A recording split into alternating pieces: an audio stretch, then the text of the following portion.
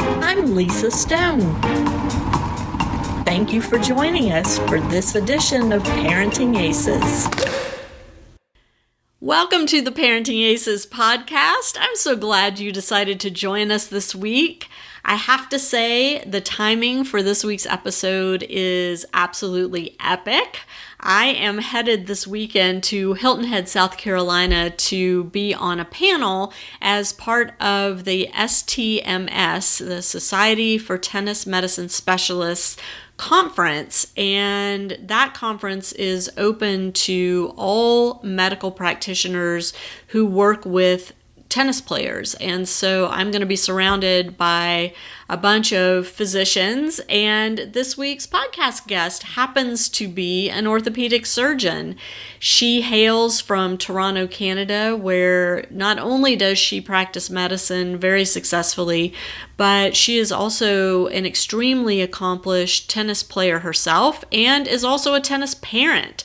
So we are getting the best of several worlds converging as we discuss some really important topics to the development of young tennis players. Specifically, we're going to be talking about injury prevention. We're going to be talking about growth spurts, and we're going to be talking about avoiding burnout and what coaches and parents can do in all of those areas to ensure a successful pathway for junior players. So I hope you enjoy this week's episode. I have so loved getting to visit with Erin Boynton and getting to know her a little bit, and I'm hoping she's going to be a regular on the podcast. But for now, here is our first episode together. Enjoy. Tennisballs.com is your one-stop shop for all the latest tennis news, stories, and photos from around the world. Their talented writers share insights from the Pro Tour, the latest tennis technology, and behind-the-scenes looks at your favorite tennis tournaments and events. Check out tennisballs.com. That's 10sballs.com. Dr. Erin Boynton, thank you so much for joining us on the Parenting Aces podcast. I'm thrilled to have you here. Well, thanks, Lisa. I'm actually very excited to be here myself.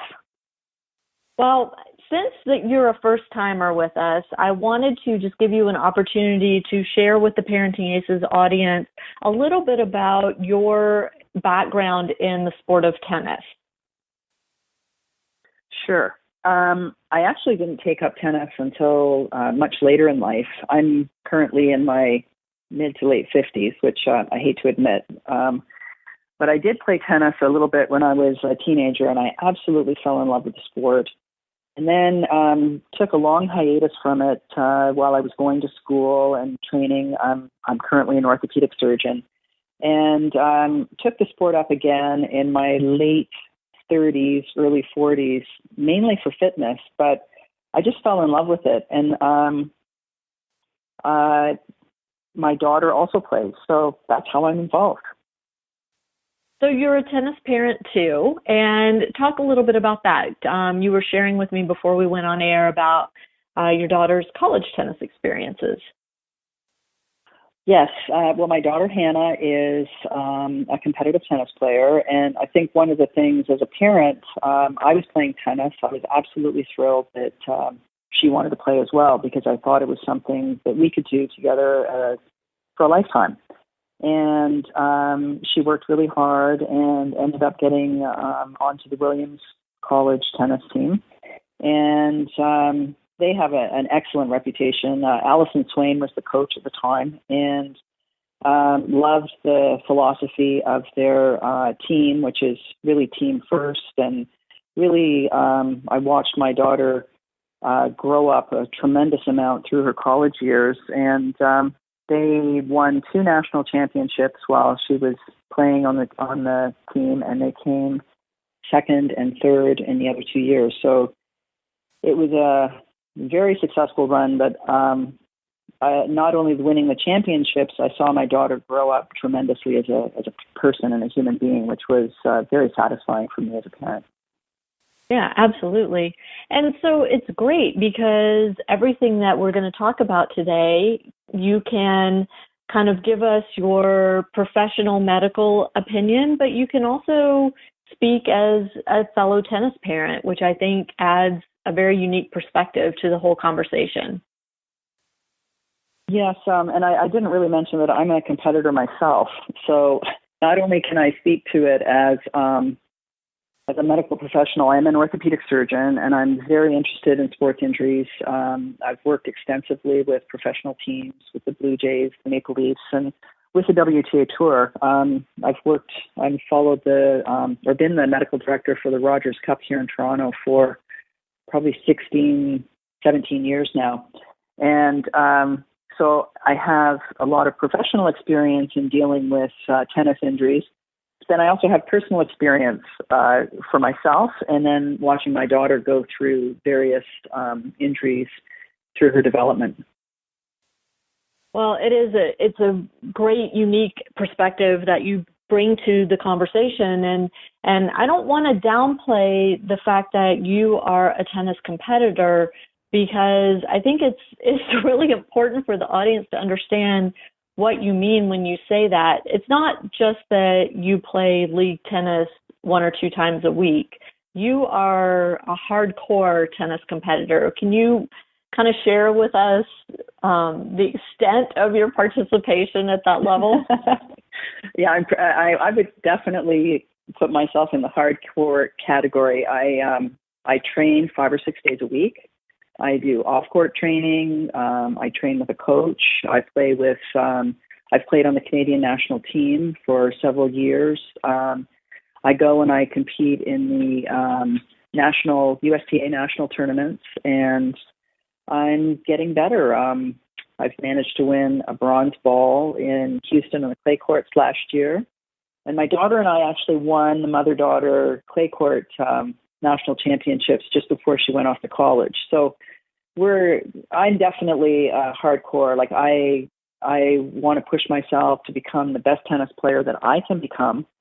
And so I have an experience of dealing with overuse injuries from an older individual's perspective, being in my 50s. But I also became very fascinated in how kids can run into the same problems that the adults do.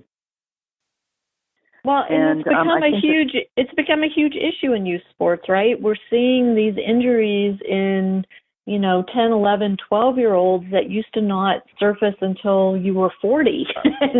I mean, it's craziness. Right. So, yeah, you've just provided the perfect segue to kind of jump into this whole discussion of injuries and injury recovery. And I would love for you to share your thoughts on the best ways that we can help our children avoid being sidelined by injury. And then when they are sidelined, the best things that we can do to help get them safely back into training and competition. Sure. I'd like to tell a little story, just some things that I noticed when I was in my orthopedic practice. And I would hear a couple of very common themes. Someone would come in, say, with a sore shoulder. They'd been playing tennis and it bothered them when they served. And their family doctor would tell them, take some time off, and they would take time off and rest. And often their shoulder would feel better the first time that this happened. And then they'd go back to their sport, but very quickly the pain would come back. So then the next step would be to go get some massage or maybe a cortisone injection. And again, they'd start feeling better, and then they could maybe serve, but not full out. So instead of being able to serve at 50%, at 100%, they could serve using like 50% of their force. But they were never quite normal. And over years, they'd get an MRI, and the pain was interfering with the quality of their life. And they'd come and see me, and they would have some pathology on the MRI that maybe a partial tear of their tendon. And I'd examine them, and I'd say, well, you've got this pain, it's interfering with the quality of your life, and you've done everything non-surgically, so why don't we go in and we can remove this bone spur and kind of give that tendon a little more space. And, at this point, the person had pretty well gone through everything, and they'd say, sure, let's do the surgery. I've had enough. Well, I had a very long waiting list for surgery here in over 2 years. And, they look at me like, oh, my, what am I going to do for 2 years? Like, this is crazy. So I said, okay, look, what we're going to do is you're going to go and you're going to do some exercises. And we're going to try to restore range of motion and then balance. I noticed specific patterns of imbalance around the shoulder. And what I mean by that is that the shoulder wouldn't move quite the same way compared to their other side. And so I would give them some stretches to try and restore balance. I would give them some exercises to gently work on the muscles surrounding the shoulder itself. And I said, you go home and you do this as your homework, and you're going to come back and see me in 3 months, and we're going to repeat the ultrasound of the MRI. And so long as your pathology isn't getting worse, we'll check in and see how you're managing. And if you can't manage, we'll potentially do surgery. And if you are, well, we'll keep going. And I was shocked that probably 70 or 75% of my patients got better and didn't even want the surgery. And so I started thinking, what's going on here? I've been trained as a surgeon that if you've got a tendon that's torn or you've got damage to the body, then, we need to do surgery to fix it. But I started to realize that we really needed to understand how that tendon got injured and how the body broke down in the first place. And if we could potentially reverse that, then the body could either repair itself, or the body could repair itself potentially, or at least if you're not stressing the tissue in the same way, the pain would go away. So I was working with a lot of professional athletes, and I started to look at their bodies, and I could see that before they even complained of pain, that there would be abnormalities in their movement that were associated with specific activities. And a very common one would be the shoulder and serving. So what happens is that the shoulder is a ball and a saucer, and the ball is kept centered on the saucer by these muscle tendon units called the rotator cuff. And their job is basically to keep that ball centered on the saucer no matter where your arm is positioned in space. You throw the ball up in the air, you go to hit the ball with your serve, and with the follow-through, your arm, the racket, the arm are following the ball, and that the arm wants to follow the tennis ball across the net. At first, what happens is the muscles in your back and around your shoulder blade will slow the arm down, and they'll prevent the arm from flying off of your body. But eventually, over time, what can happen is these big muscles fatigue, and then the little muscles, like the rotator cuff muscles, have to then stop the shoulder from separating in a way. And then when they get tired, there's another tissue that's like a fascia. It's a fibrous tissue that holds the shoulder joint together. It's called a capsule. And then it actually is the last thing that sort of stops the ball pulling away from the saucer. And when you repetitively stress these tissues, what happens is they get thicker. And so then you develop an imbalance. So if you imagine a ball bearing that's moving in a concentric way in its bearing and spinning without any kind of friction, if you push that ball bearing off center, you'll start to wear on the ball bearing. And this is exactly what happens in the shoulder, that when you get the tightness at the back of the shoulder, abnormal motion occurs within the joint, and this eventually leads to tearing of tendons and pain. And we can see these changes in the body long before the person may actually have pain. So I think that the first bit of advice that I would give to all parents and all tennis players is do some stretching to prevent that tightness at the back of your shoulder from occurring, so that you never run into the issue of injuring the tendon. Great advice. Are there specific stretches that you recommend? There are. There's actually a whole sort of series of stretches that I'm actually putting together a master class which on the shoulder, which is not out yet, but there's a number of stretches. If you go to my Facebook page or to the Women's Tennis Coaching Association, we're putting on a whole series of how to release the muscles in your body using a trigger point ball or a foam roller. Because one of the things is that you have to do this very regularly. So I don't know about you, but it's expensive enough for paying for your kids for their lessons and their court time, but then to have a full-time massage therapist, it'd be kind of crazy, and we're not all Roger Federer. Right. So, really, this is the kind of thing that needs attention on a daily basis, because I know that if someone is going to go out and do 100 serves every day for 6 months, they will develop this imbalance. They may not have pain after 6 months because there's a number of other factors that can come into play. But if we just focus on that sort of tightness at the back of the shoulder, I know that eventually the tightness will develop, and there's a threshold that is crossed where you lose, the person loses the ability to compensate and almost to cheat. It's something about our body. If we know that we have to get our arm up into a position to hit that ball and get it over into the service box, our body will figure out a way to do it. And if certain muscles have shut off and because certain tissues have gotten too tight, then we figure out another way to do it. And that then starts asking our body to do things it's not supposed to do. So say a muscle that's supposed to be stabilizing is now doing the movement instead of just stabilizing. And all sorts of problems start to snowball. So I believe that we all should be doing a routine, and I try to do this myself.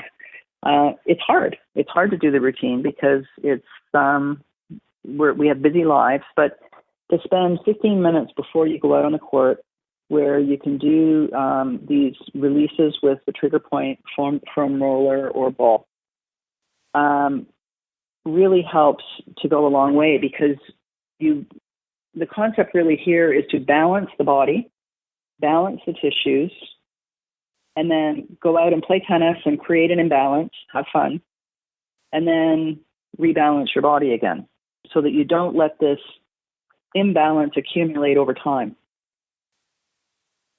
Well, I mean, it sounds amazing. Let me just say to my listeners, I'll have the link to Erin's Facebook page and her website in the show notes, so be sure and check those out, and you'll be able to find these exercises that she's talking about.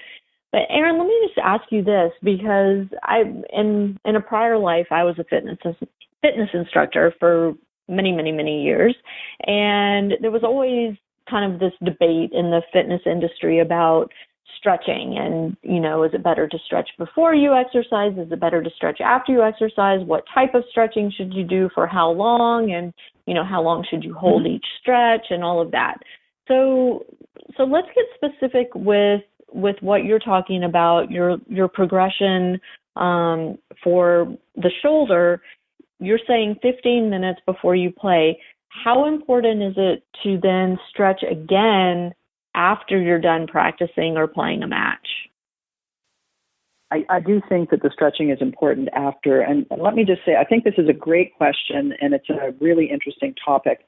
The reason, in case some of the listeners aren't aware, that people worry about just doing a static stretch, which is basically you standing and holding a stretch for more than 30 seconds to try and, say, lengthen your hamstring. The reason that we worry about it is that some studies have shown that the muscle may not be as responsive after you've done that kind of a stretch. And so I've developed sort of a system that I call the 3 R's. You need to relax the tissues, relax the mind. We can talk about that another time. Rebalance the tissues, but then you also have to reactivate the muscles. So with each release using a foam roller or the ball, there's going to be an exercise to activate the proper muscle so that when you go out, you're using the right muscles. Probably one of the easiest examples people will be more familiar with is the butt muscles, the gluteus maximus. Anybody who sits is prone to having these muscles shut off. And so what happens is when the glutes shut off, the hamstrings have to do extra work. And then the hamstrings always stay tight. So no matter how much you stretch them, if you don't activate the glutes, the hamstrings will always be tight. And the reason the glutes shut off is that when you're sitting and your hips are bent at 90 degrees, the hip flexors, the muscles at the front, get very short and tight. And our body has sort of an unconscious neural mechanism that when one muscle is on, the muscle on the other side of the body has to be turned off, or else you'd never move. You know, if you want to bring your hand up to your mouth, if your biceps is contracting and your triceps are both contracting, you can't move your hand. So normally when you try to bring your hand to your mouth, your biceps contracts and the signal goes for your triceps to relax.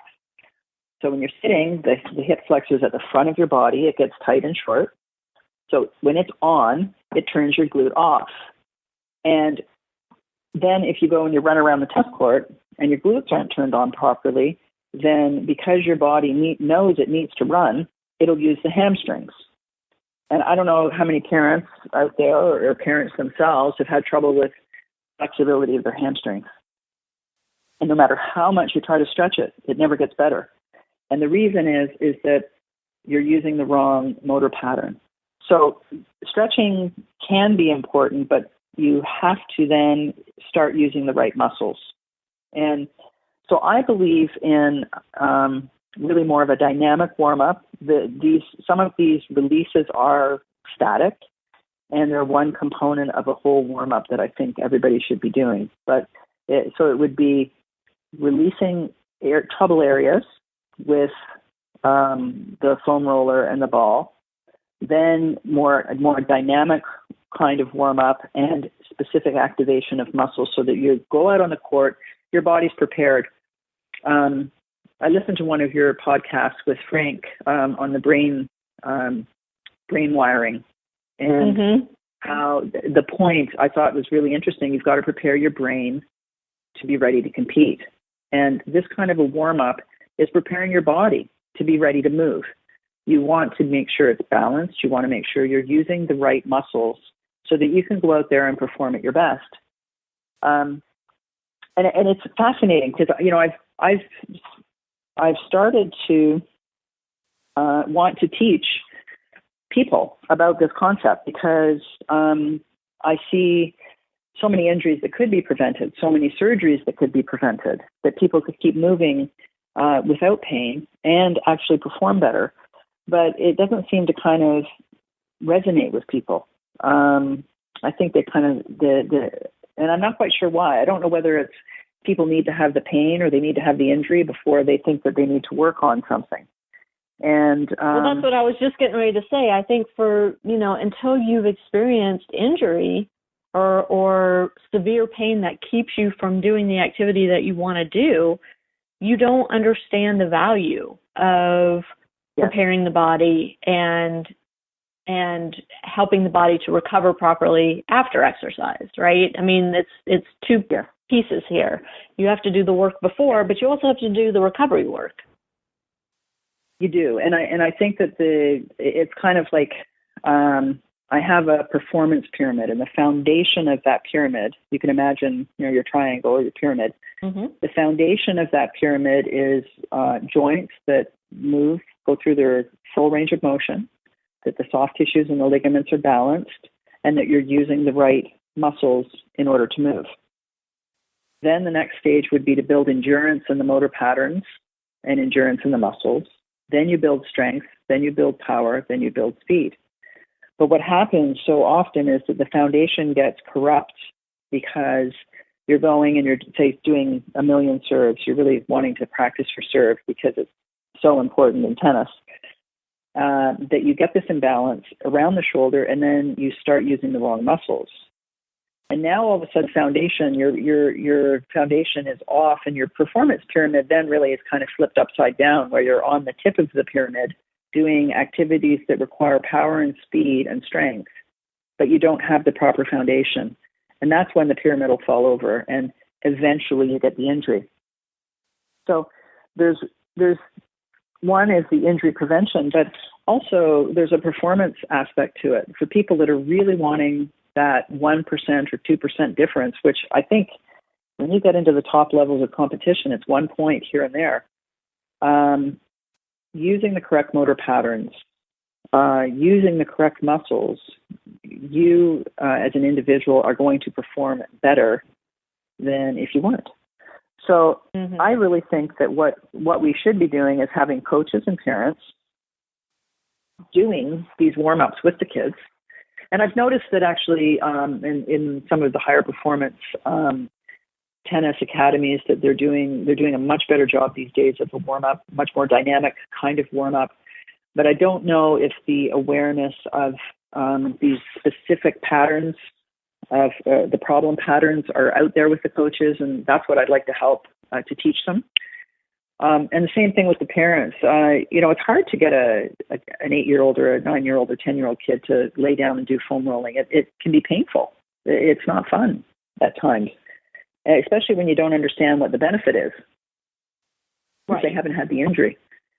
So, and also what I've seen, and I'm sure you see this too, is you'll see a coach leading a group of kids through what on paper looks like a great warm up, but the coach is absentmindedly just throwing out cues to them without really paying attention to what they're doing, and the kids, a lot of them, tend to just go through the motions without understanding, like you said, what they're supposed to be gaining from this. And they think that, just by, doing lunges and swinging their arms, for example, just freely is going to give them the same benefit as mindfully doing the lunge, contracting the glute, stabilizing with the abdominals, using the shoulder to move the arm. I mean, so, it's great that we're seeing these warm-ups happening, but if they're not done mindfully, they're almost useless and maybe even harmful. I dare say maybe harmful. Yeah. I don't know. Well, I think that the way that you could sort of say it's harmful, and I use that very loosely, but it's that they're promoting the wrong pattern of muscles being used. Mm-hmm. And I would far rather see one lunge done correctly than 10 done incorrectly. Because really what you're trying to do is establish the foundation for lifetime.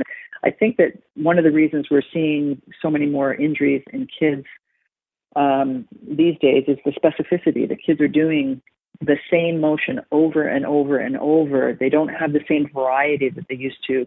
When I was growing up, I was playing basketball, volleyball, skiing, tennis, soccer. I did swimming. And so an imbalance that I might develop in one sport might be corrected by playing another.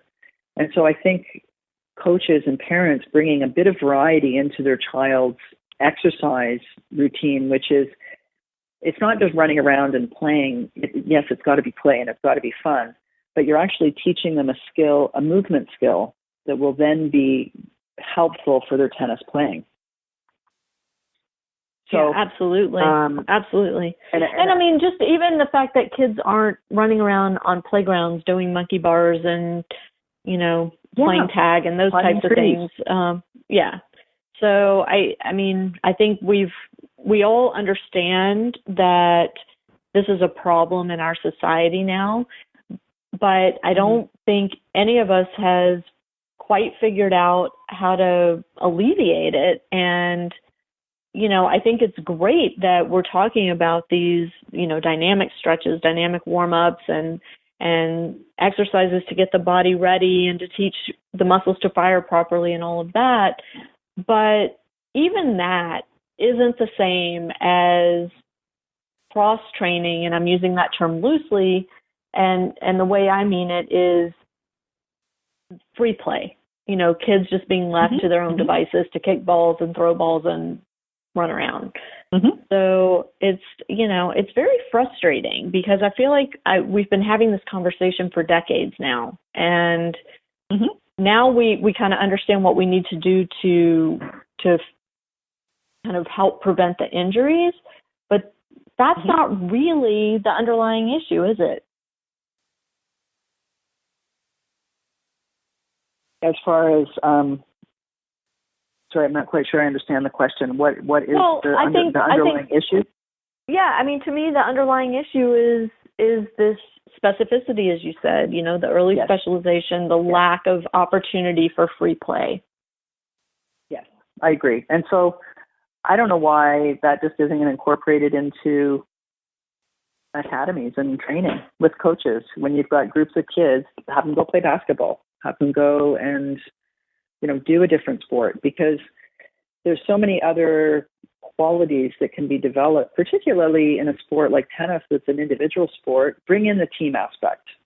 We've been looking at a lot of this stuff with young girls in particular. I have been working as the medical director with the WTCA, and the main mission there is to keep more girls in sport.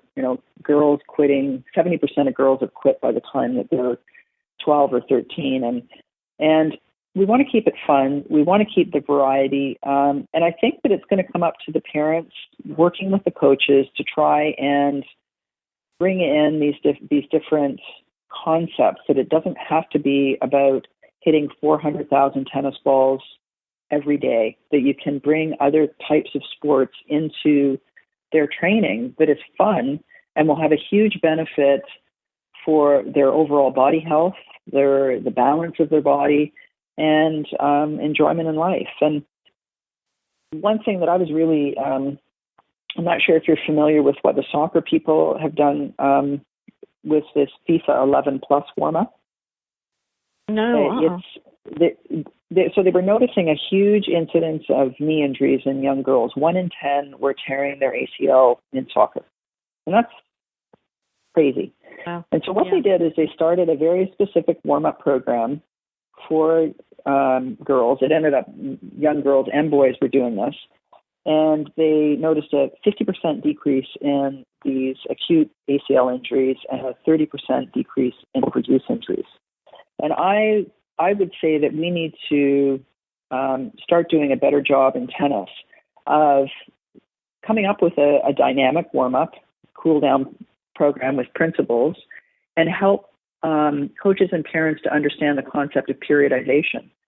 So you have a schedule that you're going to be setting forth for your child for the important tournaments, and you're going to have your time when you'll be working on really building balance and strength in their system. Then they're going to be in a competitive season where they're going to maintain. Then they need a rest, and then you can go back into the strength building. But during that rest period and during the strength period, I believe that you can have a lot of fun with other activities that can be brought in that will train the kids in a way that they can still develop what they need in order to be great tennis players, have some fun, have a bit of a break from the tennis scene, and hopefully be able to stay in tennis, for a lifetime. Right. And the rest period, as you're describing it, isn't just physical rest. It's also mental rest. If they're taking time away from tennis, that's time for them to get their head kind of back in the right place, get away from worrying about winning and losing, and like you said, go try something else and have some fun. And that's huge with burnout issue, right? It is, and I think it's also teaching the kids that it's about the process, that it's enjoyment, and for girls in particular, I think teaching them what competition is all about is it's learning together, it's pushing each other, and the better I am, the better you become, the better you become, the better I become, and we can have fun doing this together and building a camaraderie and a team type of attitude, so that there's not the same kind of challenges. Like, I used to die watching my daughter sometime playing tennis. I found it much harder as a parent on the sideline watching what would go on in the court than I do competing myself. Sure, because it's out of your control when it's your kid out there. I'm the same way. I'd much rather be out there playing myself. Yeah, it's tough. It is tough. Well, let's switch gears a little bit. One of the things that you and I kind of emailed back and forth about was handling training during a growth spurt, and I think that's one of those issues that doesn't get discussed all that much. At least I know in the Parenting Aces forum, we haven't touched on that very often. And I would love to have you share some words of wisdom and advice to the parents and to the coaches that are tuning in about what to do when a child is going through a growth spurt.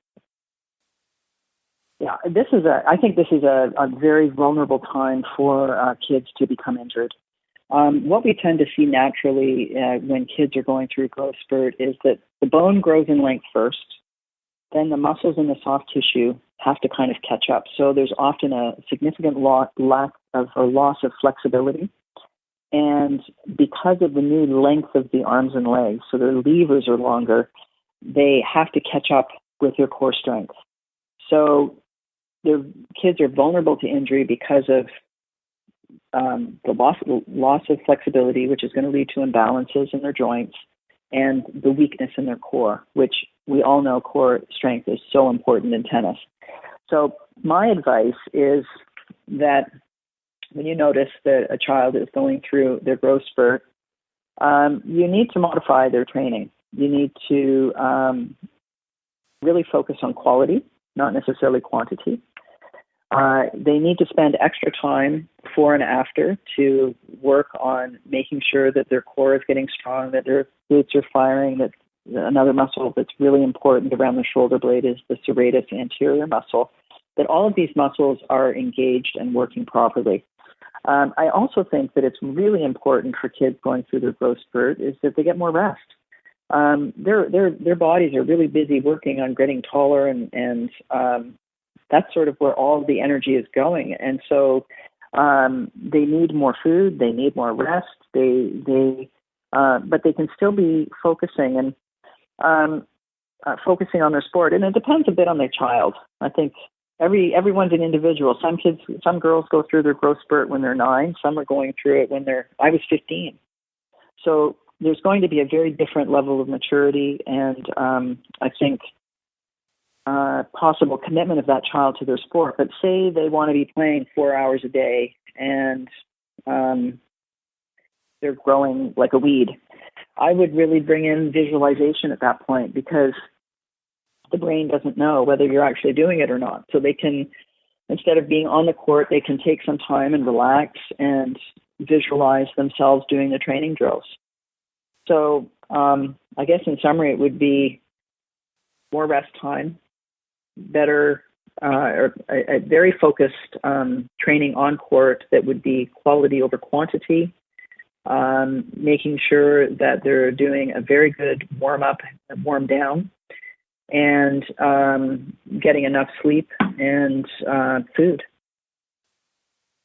Great. And I think it's important for parents to keep that line of communication open with the coach, because sometimes either the parent doesn't notice that the child's going through the growth spurt, or the coach doesn't notice it.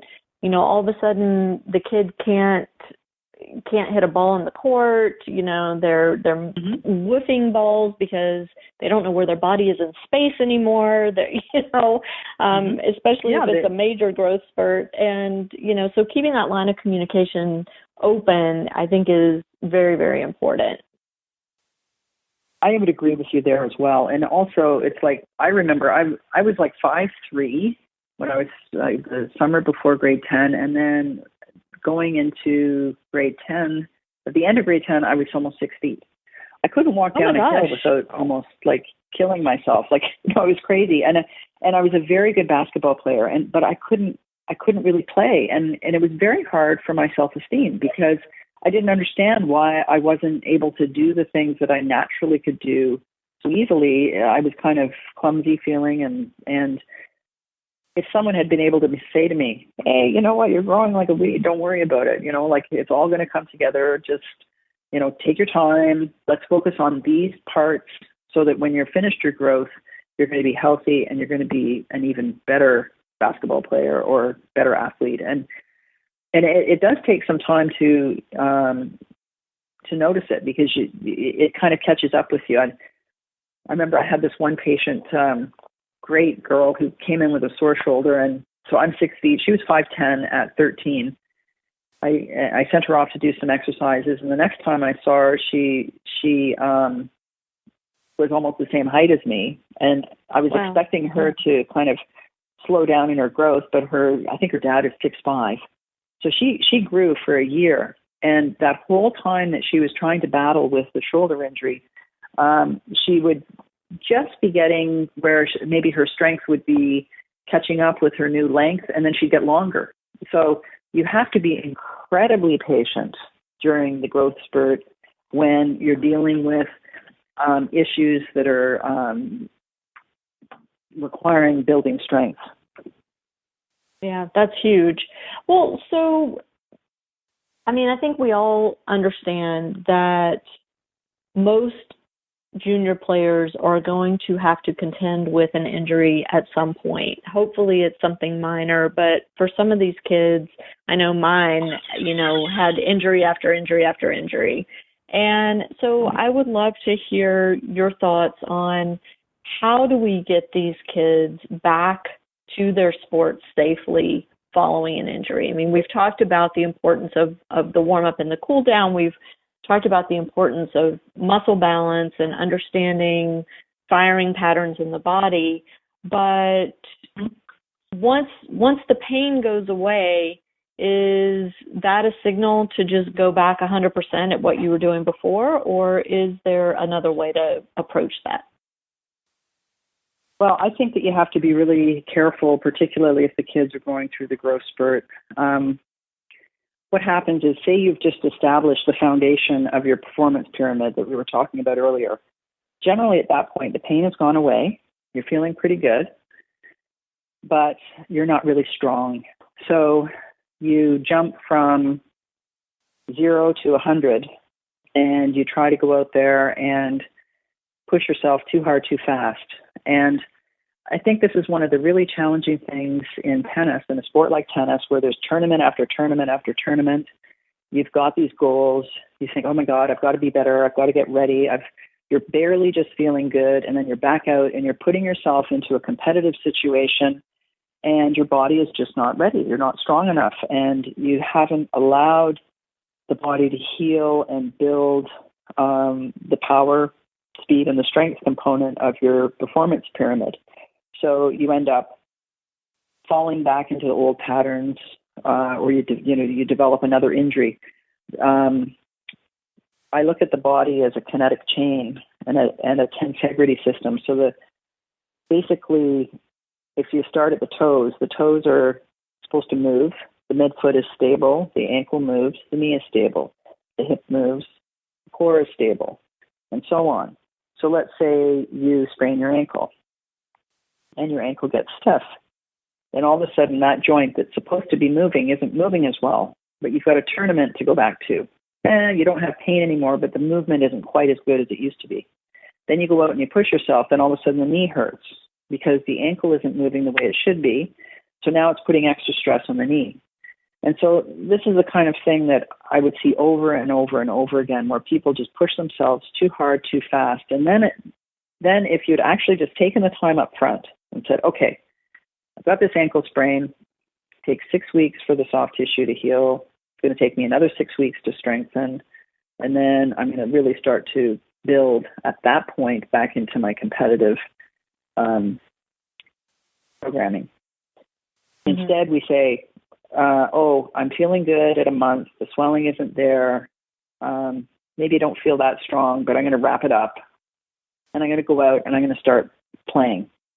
Because it's that huge tournament is falling right in the middle of this process, and God forbid you should miss a tournament, right? Right. And so, but I also think it's very important that you make your choice, because if it's the Olympics, of course you're going to go and you're going to play. You're going to, this is something, or if it's Wimbledon, it's a Grand Slam, or it's the most Orange Bowl, the most important tournament that you've been working towards. You're going to take chances. But if it's sort of like, there's so many tournaments, and I think this is where careful planning comes in.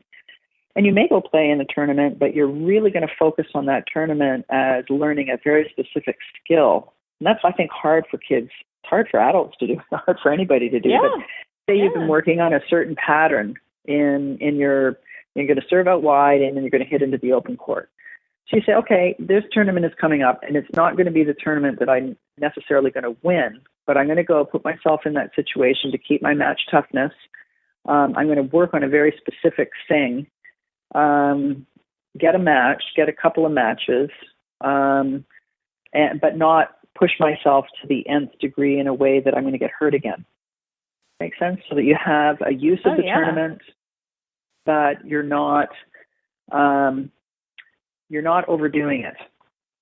And I would suggest that would be a tournament that you're not going to spend $1,000 traveling to. Yes, absolutely. Unless you have $1,000 to burn, but that's a whole other issue. Gosh, yes, for sure. So I guess something that I hear coming out of our conversation and our discussion really is planning.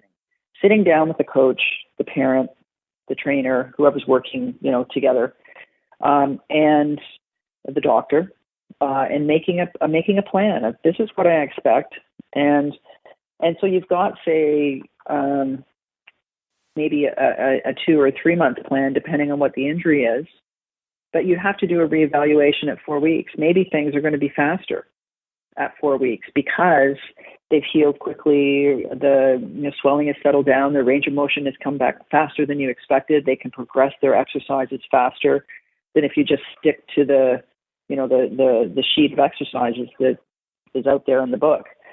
So maybe you make a plan based on what you see on day one, and it might be 3 months down the road where you're going to be ready to go in a tournament, which would be, heaven forbid, that's a long time, but let's say it was a bad injury. And then you're going to reevaluate, though, at 4 weeks, at 8 weeks, so that you can progress things as quickly as possible. And I think I would put out that, oh, sorry, go ahead. Well, I was just going to say that I think progression is a really important thing, that when I'll see people, they'll take 6 weeks off because they've had a sore shoulder, and then they go out to do a serve and they wind up and they whack it as hard as they can. That what I teach my patients to do is to go stand at the service line, choke up on the grip, and just sort of start going through the motion so that not only you may have gotten your strength, but now you need the coordination of everything working together, and you really focus on rhythm. Then once that feels really good and there's no pain, then you're going to move to 3/4 court, and you're going to do the same thing, and then move to the baseline and get your racket in the right grip and go at like 50%, but it's all rhythm and timing. And if that feels good you do 10 serves, and that feels really good, then the next day you do 15 serves. And if it doesn't feel good, then you take the next day off from serving and you go back to where you were before. You go from the baseline back to 3/4 court, so that you can still be doing the motion, but you're not overstressing the body and going backwards.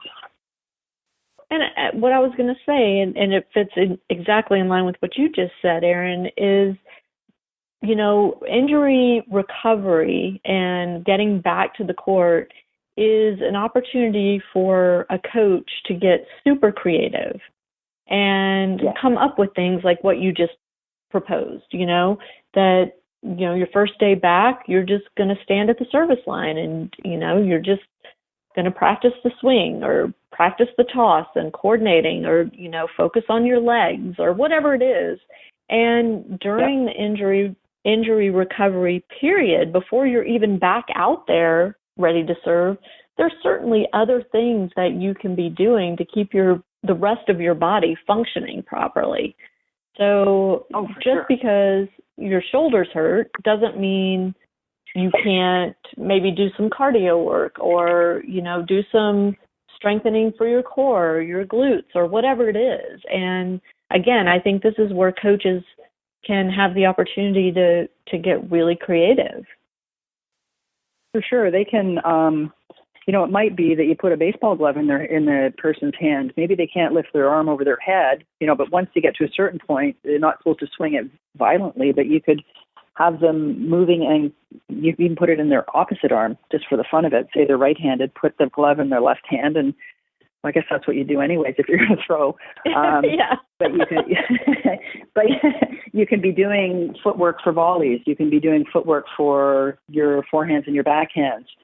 And I really love that kind of stuff. I think that's really important because it makes it fun, and I think it also takes a lot of the rehab issue, like I'm recovering from an injury. No, instead of looking at it like, oh, I'm injured and I'm having to do these darn exercises, it can be more, hey, let's go out in the court and have fun today. We're going to run around and we're going to learn this skill so that I'm going to be an even better tennis player when I get over this.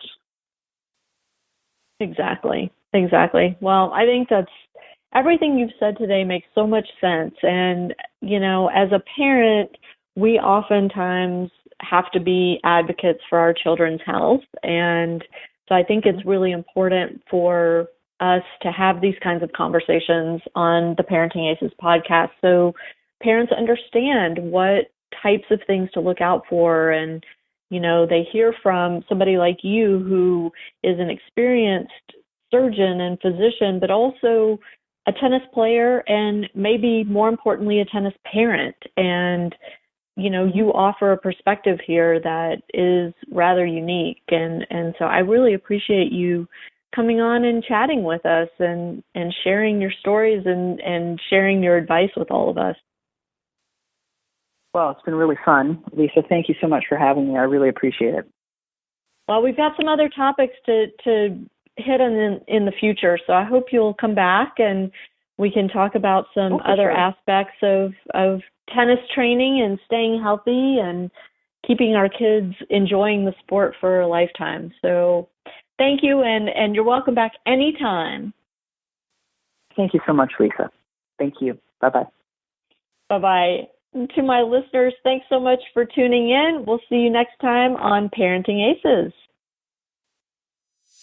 I'm Lisa Stone, and you've been listening to the Parenting Aces podcast for tennis parents by a tennis parent. If you like what you've heard, please subscribe to us and write a review on iTunes.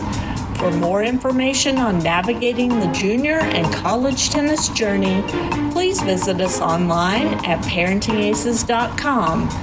Thanks for tuning in and sharing us with your tennis community.